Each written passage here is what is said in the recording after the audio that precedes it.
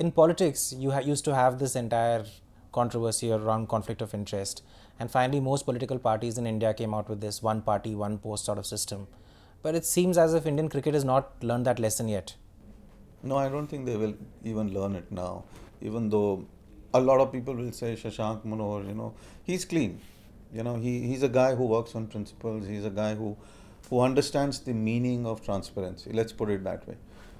But how long is he going to stay? 4 years, 5 years? Will he get 2 terms? I don't know. If he gets 2 terms, that's okay. That's 8 years.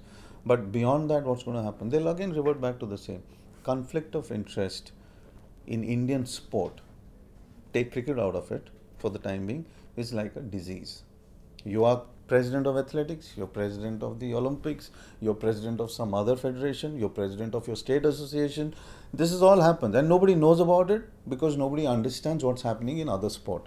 In cricket, it was happening all the time, and now it's come up suddenly because there have been a few spot fixing, match fixing, and okay, let's clean up the house kind of a thing that happened with Shashank coming in. And that's why probably now what we are seeing, I hope it stays. That's all I hope. So there have been allegations of conflict of interest in the past. You've got Stuart Binney and Roger Binney selecting his son, or stepping out of the room when his name gets called, whatever that means.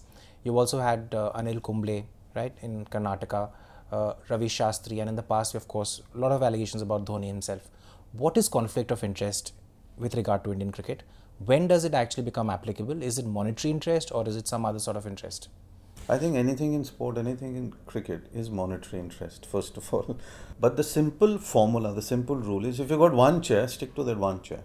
You can't be playing musical chairs with you alone in the sport. You got 6 chairs and they keep revolving the whole chairs among themselves. Hirwani, what a good thing about Hirwani was that he was president or the chief selector of the MP cricket state team. He has eased himself out just after all of this happened because his son is playing Ranji. But what beats me is like when you ask about Stuart, what you ask about Anil Kumble. Now these guys are intelligent. Roger Binney was one of the most intelligent pace bowlers, though he never had that pace, but he had wonderful swing.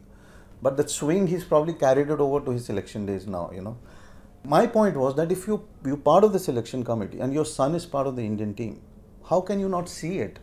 Any intelligent person anywhere in this world will see the conflict of interest. Anil Kumble is president of the Karnataka state team, or let's say the board. And he's also part of a private company that mentors upcoming talented cricketers.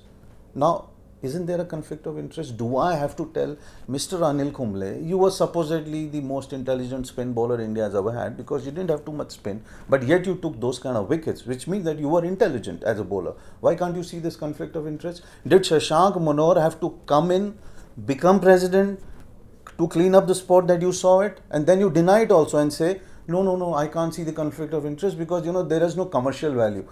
Doesn't need to have commercial value always. It also can be, if you are part of the state board, you cannot, your company or a company that you are invested in can't be mentoring cricketers at the same time. I think somebody needs to tell them. I think they understand, but coming back to your point about Shashank Manohar, do you think that he's been just brought in to clear up things which Mr. Srinivasan did, or is it just a lot of finger pointing at Srinivasan?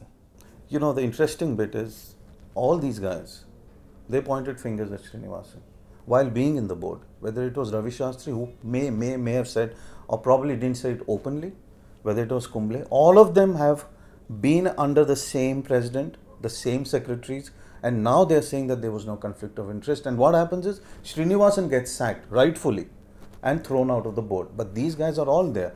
I think Shashank was brought in to clean up because the image was taking a battering. Leave the sport alone. The image was taking a battering. Indian cricket was being laughed at because you're doing the IPL, there's spot fixing and there's match fixing also. Match fixing, a lot of people might have said was dead. But when you have owners coming into doing spot fixing, my problem or my issue is that you probably are also match fixing with a few players. I think for that reason alone and for the IPL thing, Shashank was brought in to clean up the sport. Whether he's cleaned it up, whether this is going to remain long term, whether this is a permanent thing that we are seeing, I really don't know.